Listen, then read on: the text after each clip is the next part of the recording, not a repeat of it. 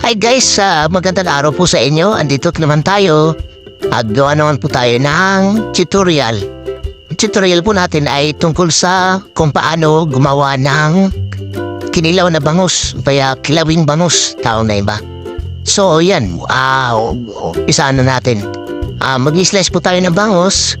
Lilitan lang po natin para mabilis siyang maluto sa suka. Gagayatin po natin siya ng paliliit. Masarap po ito pampulutan guys. Tapos, ayan, lagyan natin ng suka. Estimate lang po natin kung gaano karami. Depende po sa atin yun. Lagyan ng betchin konti. Tapos, asin. Susunod na po natin yung paminta. Yung paminta po na gamit natin medyo crack lang po. Yung pina masyado. Tapos, kalamansi. Kahit mga 3 piraso o 4. Nasa inyo na po yan. Tapos, yun na. Pipigay na natin. Then, ayan. So, pagkatapos yan, ayan. Tubusin muna natin guys. Tapos, halu-haluin. Next, yan, luya. Magagaya tayo ng luya. Dudurugin natin yan. Pipit-pitin natin yan guys para lumabas yung pinakang gatas niya para humalo dun sa suka. Ayan. Ayan, pipit-pitin na natin. Tapos, slice na natin ng pinong-pino para lumabas yung katas niya. Ayan. Pagkatapos niyan, isusunod na natin yung ubusin muna natin guys. Ayan. Pinong-pinit pagkakaano dapat. Tapos sibuyas. Tapos ay halo na natin yan sa halo natin yan sa kinilaw. Ganun lang kasimple guys. Hindi naman gaano mahirap. Yan, halo na natin.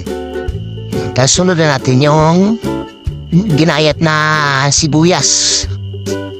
Ayan. Hindi masarap ang pulutan to. Iba ginagawang ulam eh. Tapos halo-haluin. Bahagya.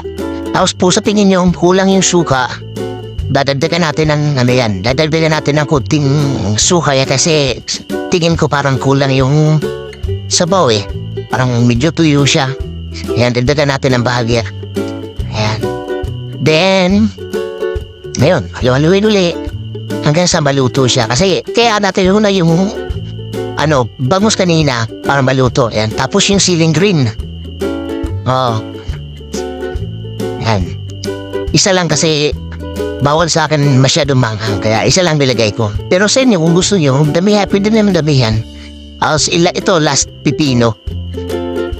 Yan pa, lang yan, itatoppings lang yan. Hindi yan pwedeng ihalo sa kinilaw kasi yung sabaw niya nahalo sa suka, tatabang yung timpla. Kaya itatoppings lang natin yan. Para hindi humalo yung sabaw ng pipino dun sa suka.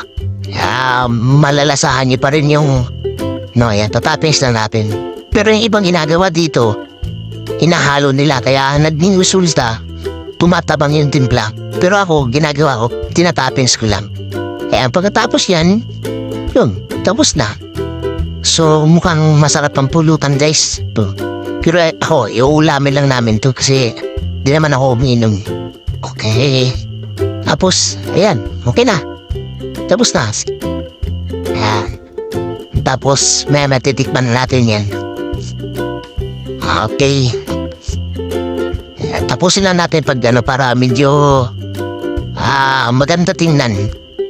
Ngayon, titikman natin. Okay. Sarap. Okay.